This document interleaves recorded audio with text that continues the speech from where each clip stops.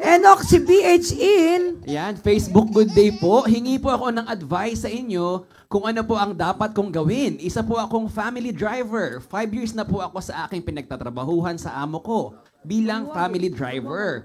500 a day lang po ang sahod ko. Nasa NCR po kami, Quezon City. Sa 5 years ko pong nagtatrabaho sa kanila, wala po akong benefits, SSS, PhilHealth, Pag-ibig. Wala din pong overtime pay. Madalas 11, 12 na ng madaling araw nakakauwi. Tapos kapag holiday naman po, wala ding double pay. Tapos po kapag pinapapasok po nila ako ng Sunday, regular rate po nila ang binabayad sa akin na 500. Sana po 500 a day.